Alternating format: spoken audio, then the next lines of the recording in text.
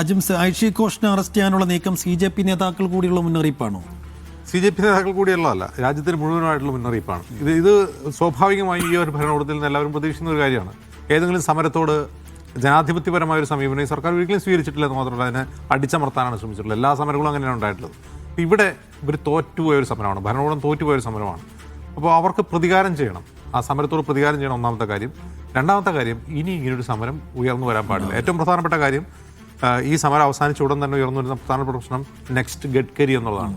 അപ്പോൾ ഗഡ്കരിക്കെതിരെ ethanol വിഷയത്തിലൊരു protest സമീപഭാവിയിൽ ഉണ്ടാവുമെന്ന് ഭരണകൂടത്തിന് അറിയാം. അവർക്ക് ഇന്റലിജൻസ് സംവിധാനങ്ങളുണ്ട്, അത് നമുക്കും അറിയാം. സമരം ഉയർന്നു വരാൻ സാധ്യതയുണ്ട്. പലയിടത്തും ഇപ്പോൾ 4-ാം തീയതി മറ്റു പാർലമെന്റിലേക്ക് ഒരു മാർച്ചുണ്ട്.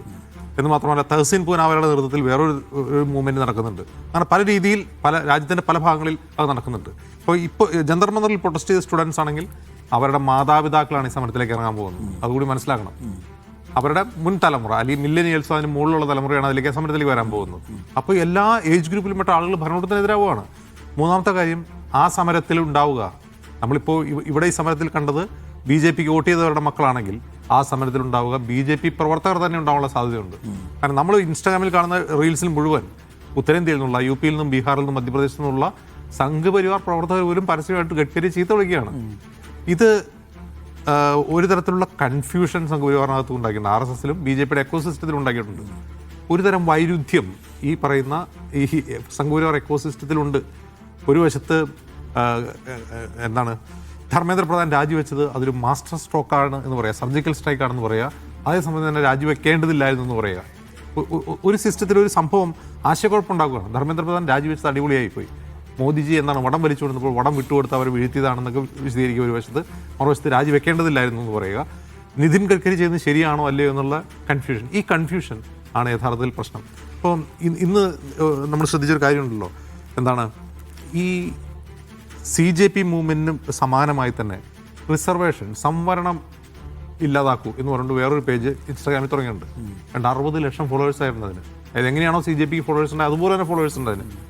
ഒന്ന് ആലോചിച്ച് നോക്കുക, കോക്രോച്ച് ജനതാ പാർട്ടിയുടെ അതേ രീതിയിൽ സംഘപരിവാർ രാഷ്ട്രീയത്തോട് ചേർന്ന് നിൽക്കുന്ന ഒരു മുദ്രാവാക്യവുമായിട്ടൊരു ഇൻസ്റ്റാഗ്രാം പേജിന് 60 ലക്ഷം ഫോളോവേഴ്സ് വരുന്നു. ഇത് തീർച്ചയായിട്ടും ഇത് സംഘപരിവാർ മുന്നോട്ട് വയ്ക്കുന്ന ഒരു രീതിയായിരിക്കും. കുറേ പേരെ ഓൺലൈനിൽ മൊബിലൈസ് ചെയ്യുക എന്നുള്ളത്.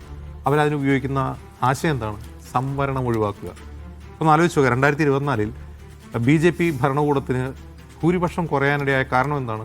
ഇവർ 400 സീറ്റുമായി അധികാരത്തിൽ വന്നു കഴിഞ്ഞാൽ ഇവർ സംവരണം ഇല്ലാതാക്കുമെന്നുള്ള ഇന്ത്യ മുന്നണിയുടെയും രാഹുൽ ഗാന്ധിയുടെയും പ്രചാരണമാണ്. ഉത്തരേന്ത്യയിൽ അത് വലിയ തോതിൽ ഇമ്പാക്റ്റ് ഉണ്ടാക്കി. അപ്പോൾ കഴിഞ്ഞ തെരഞ്ഞെടുപ്പിൽ തിരിച്ചടി നേരിട്ട ഒരു മുദ്രാവാക്യം എടുത്തുകൊണ്ട് അവരെന്ത് ചെയ്യാണ്?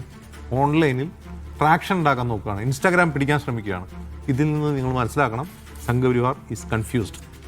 അവർ ക്ലൂലെസ് ആണ്, കൺഫ്യൂസ്ഡ് ആണ്. അവർക്കിടയിൽ ആഭ്യന്തര വൈരുദ്ധ്യങ്ങൾ ഉണ്ടാകുന്നു. ഇത് ഒരു വലിയ സൂചനയാണ് യഥാർത്ഥത്തിൽ. പക്ഷേ ഈ സൂചന പ്രതിപക്ഷ പാർട്ടികൾക്ക് എത്രമാത്രം ലഭിച്ചിട്ടുണ്ടെന്നുള്ളതാണ് കാര്യം. ഇപ്പോൾ ഐഷി ഘോഷിന് വേണ്ടി ജോൺ ബ്രിട്ടാസ് നമ്മൾ ഡിഫെൻഡ് ചെയ്യുന്നത് നമ്മൾ കണ്ടു. അദ്ദേഹം വളരെ ധീരമായിട്ട് പോലീസിനെ മടക്കി അയച്ചു. പാർലമെന്റിലും അദ്ദേഹം അതിശക്തമായി സംസാരിച്ചു. ഈ ആരും സംസാരിക്കാനില്ലാത്ത നിരവധി ചെറുപ്പക്കാർ ഇപ്പോഴും ബീഹാറിലും UP-യിലുണ്ട്. അവരുടെ വീടുകളിൽ ഇപ്പോഴും പോലീസ് കയറി നിരങ്ങുകയാണ്. ജുനൈദ് എന്ന പേരുള്ള ഒരു മനുഷ്യൻ 35 ദിവസമാണ് ജന്തർ മന്ദറിൽ ഭക്ഷണം വിതരണം ചെയ്തത്. അയാളുടെ വീട്ടിൽ കയറി അയാളുടെ ബാങ്ക് രേഖകളടക്കം എടുത്ത് പോലീസ് പോയി. അവർ വീട്ടുകാരെ പോലീസ് കസ്റ്റഡിയിലെടുത്തു.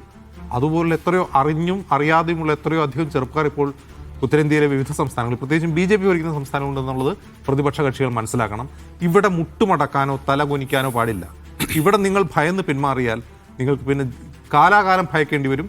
ഈ രാജ്യം മുഴുവൻ ഭയത്തിലേക്ക് ആണ്ടുപോകുമെന്ന് പ്രതിപക്ഷ കക്ഷികൾ മനസ്സിലാക്കണം.